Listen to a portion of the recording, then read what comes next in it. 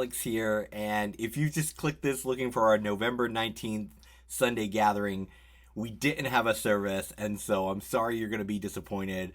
There's no music, there's no message. There's just a moment of me talking about why we didn't have a service today and how you should spend today. Whether you're watching this on November 19th or a completely different day, I think this is some good advice for life. Earlier in the year, the Mainline Arts Center told me, hey, you can't use the building on November 19th. As a portable church, we're at the mercy of the place that we rent from. We don't own our own building, and so that means like sometimes they need the space and they can kick us out because it's their building.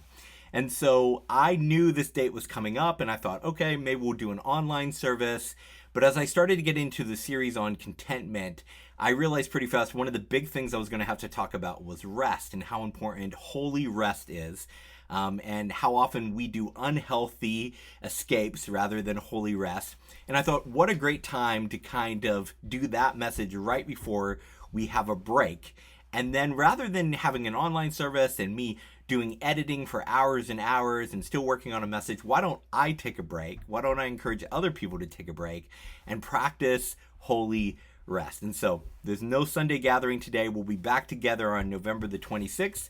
And I just wanted to talk for a few minutes about Sabbath and some ways that you can practice healthy rest in your life today. Eugene Peterson, I quoted it in my sermon, but he said, if you don't take a Sabbath, something is wrong with you. If you're not taking holy rest, something's wrong in your life. You're doing too much. You're being too much in charge. You've got to quit one day a week and just watch what God is doing when you're not doing anything.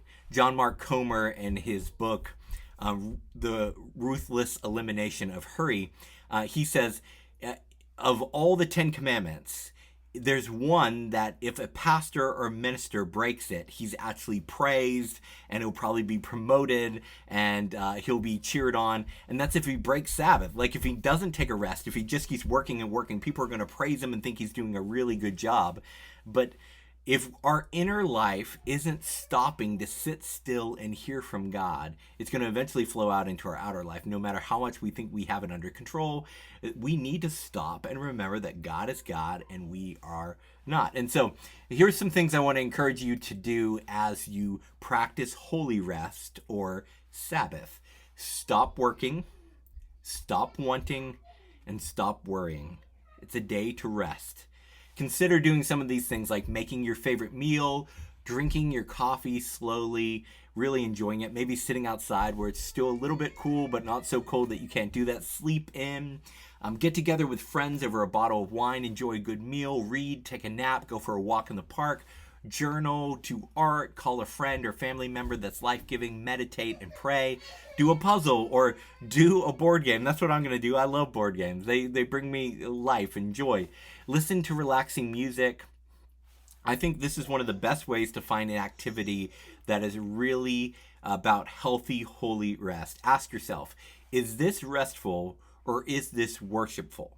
If the answer is yes to either of those things, good, that's healthy rest. If the answer is no, if it doesn't fit under either of those categories, it can wait for the other 6 days of the week. For 24 hours each week, just take a day where you only do what's life-giving and special and good for the soul. Our bodies need this, our souls need this, our minds need this. In Mark chapter 6, verses 31 and 32, it says, then because so many people were coming and going that they did not even have a chance to eat, Jesus said to them, come with me by yourselves to a quiet place and get some rest. And I think that's Jesus's invitation for us this morning. He says, so many people are coming and going. Sometimes you don't even have a chance to eat. You're missing meals because you're just running so fast in so many different directions. And when you do sit down, you just crash because you're way past any healthy stopping point. And Jesus is just inviting you today, come with me. Let's get by ourselves to a quiet place and get some rest. I would highly encourage you to turn off your phone. It's scary in a world where we're so connected to turn off our phones ever, to be out of touch. We're like, what if something happened?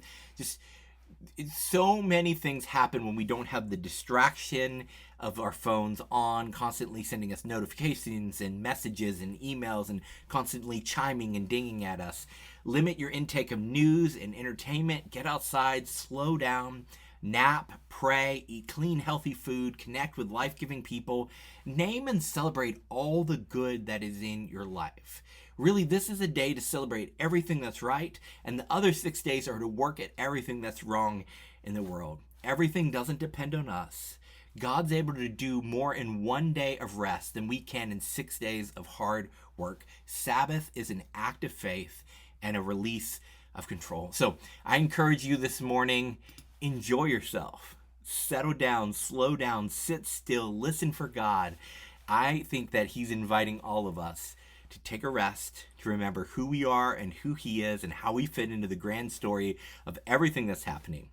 And I pray that today is life-giving and you just go into next week full of more energy and excitement and joy and peace. And you're able to face the crises and the chaos that comes because you've rested with God. Thanks so much. Enjoy your day.